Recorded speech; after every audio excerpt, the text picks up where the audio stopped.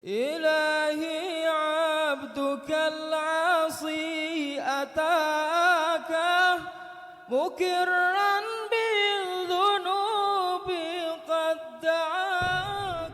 Nah, kita syukuri ini betul-betul. Kita jadi umat baginda Nabi, kita syukuri.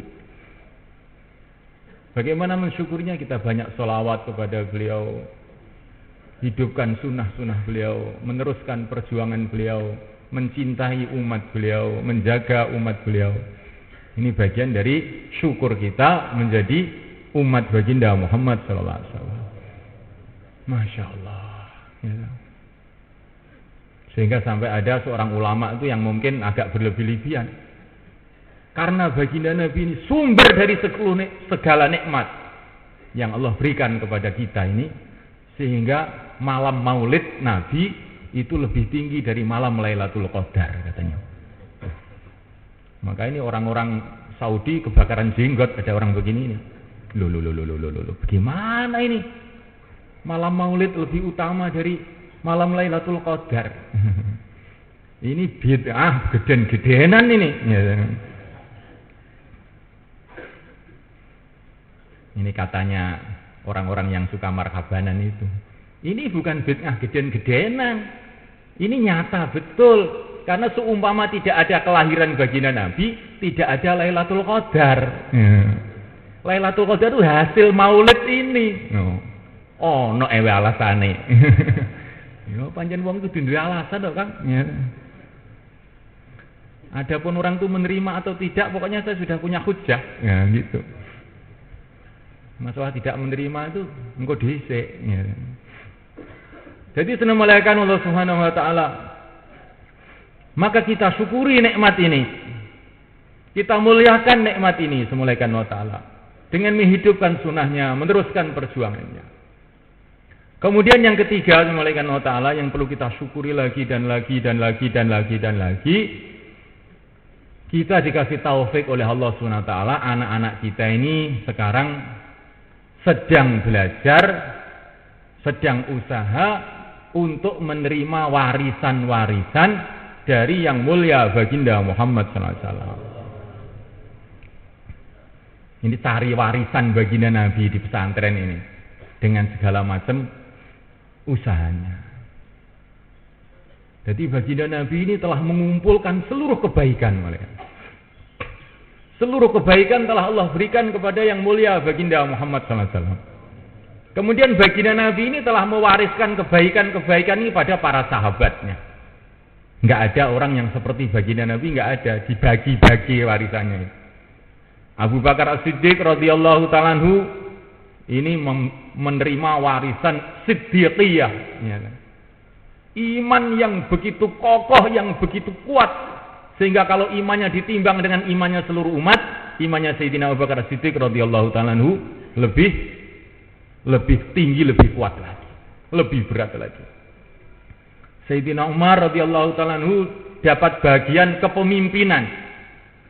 Katanya para ulama, mulai zaman Nabi Adam sampai mungkin hari kiamat, belum pernah, selain para nabi tentu saja, belum pernah terjadi kepemimpinan yang lebih berhasil, yang lebih sukses melebihi kepemimpinan Sayyidina Umar bin Khattab radhiyallahu ta'ala anhu.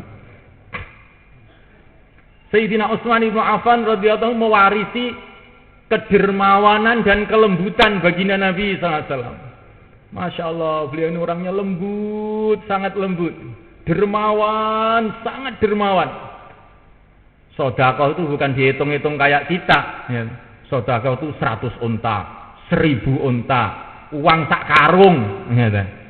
Itu sedekahnya Sayyidina Utsman bin Affan, mewarisi kedermawanan dan kelembutan baginda Muhammad SAW. Sayyidina Ali radhiyallahu ta'ala anhu mewakili atau mewarisi ilmunya baginda Nabi SAW dan keberanian. Oh, ini jagoan perang Sayyidina Ali, bukan tipe orang wah sembilan wantun kula. Suruh silaturahmi ke Pak Lurah enggak berani Pak saya Pak. Apalagi Pak Lurah, Pak RT saja dan dredeg.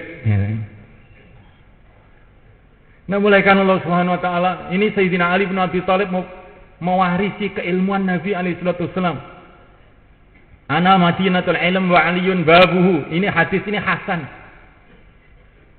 Bukan dikatakan maudhu' dhaif seperti orang-orang yang tidak meneliti. Ini hadis ini hasan. Bahkan bisa sampai ke tingkatan sahih.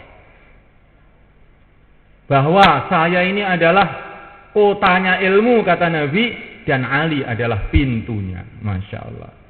Saya lebih hafal jalan-jalan yang ada di langit daripada jalan-jalan yang ada di Madinah kata Sayyidina Ali. Ini ilmunya Sayyidina Ali. Sayyidina Ali kalau duduk ini enggak ada seperti Sayyidina Ali. Beliau mengatakan, is'aluni. Teko ning aku mumpung aku dhewe urip le. Iki godangi ilmu ning kene iki lho. Tanyalah. Jadi orang kalau mengatakan kehidupan para sahabat tanyalah terus orang bagaimana kira-kira malaikat?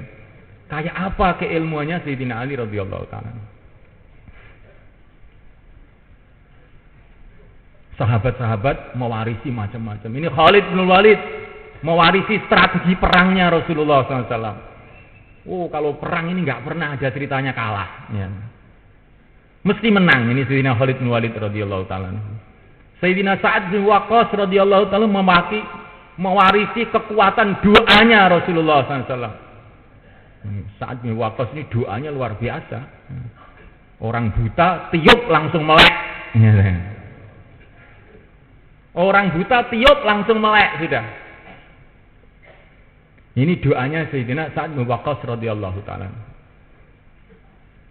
Fikihnya halal haramnya a'rafu ashabi bil halal wal haram Mu'adz bin Jabal. Ini ilmu fikihnya diwarisi oleh Mu'adz bin Jabal radhiyallahu taala. Masya Allah. Jadi Nabi ini punya warisan. Nabi ini juga bahasanya itu sangat bersastra, sangat indah. Sahabat-sahabatnya juga ada yang mewarisi itu. Bangsanya Hasan ibnu Sabit, bangsanya Abdullah ibnu Rawahah, penyair-penyair para sahabat, ahli seninya para sahabat. Tala'al badru alaina min saniyatil wada' wajaba syukru alaina ma da'a lillahi da'. Ini warisan sahabat ini ya. Ini bukan warisan orang Temboro, ini warisan sahabat. Jadi Bismillahirrahmanirrahim Allah Ta'ala, para sahabat yang jumlahnya 124.000 itu semua punya mewarisi kehebatan-kehebatan, kebaikan-kebaikan yang dimiliki oleh Rasulullah SAW. Kemudian para sahabat ini telah mewariskan kebaikan-kebaikan ini kepada orang-orang setelahnya. Keilmuan-keilmuan diwarisi oleh Al-Imam Asy-Syafi'i, Al-Imam Malik, Al-Imam Abu Hanifah, Al-Imam Al-Ghazali dan lain-lainnya. Ya, sing bangsa nembus langit bangsanya Abdul Qadir Jailani, Bahauddin Naqsyabandi, Ahmad Ar-Rifai. Sing bangsa perang Nuruddin Zangki, siapa itu? Sultan Mahmud Al-Ghaznawi, Salahuddin Al-Ayyubi, macam-macam.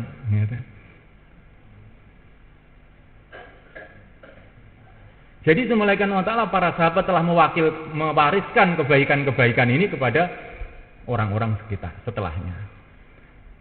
Lah pesantren kita ini semulaikan, maksudnya ini ingin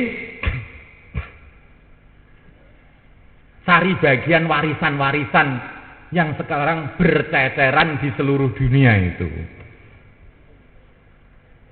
Maka kita ingin mewarisi semangat dakwah, kerisauan, sayang kepada umat yang dimiliki oleh baginda Muhammad SAW.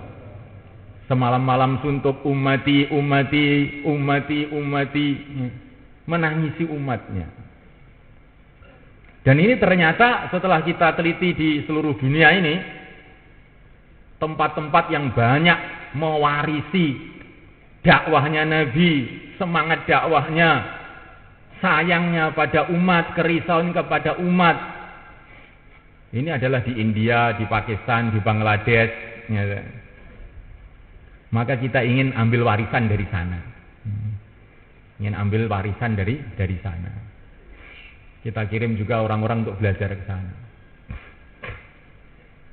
Dan kemudian kita lihat lagi di belahan-belahan dunia ini. Kita ingin cari warisan yang lain juga. Yaitu warisan akhlak, kelembutan,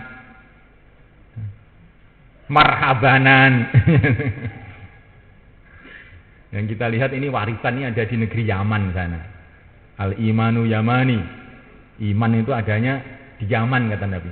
Iman itu istilahnya sesuai dengan orang Yaman. Yamani, sifatnya orang Yaman itu lembut. Maka dikatakan oleh Nabi al-imanu yamani. Dari sini kita ingin ngambil apa? Warisan kelembutan, termasuk warisan apa itu? Kesenian juga, ya. Kesenian yang warisannya sahabat, ya. Bukan kesenian yang warisannya John Lennon, bukan. Ya. Kesenian yang warisannya sahabat, yang sekarang diwariskan ke orang-orang Yaman sana.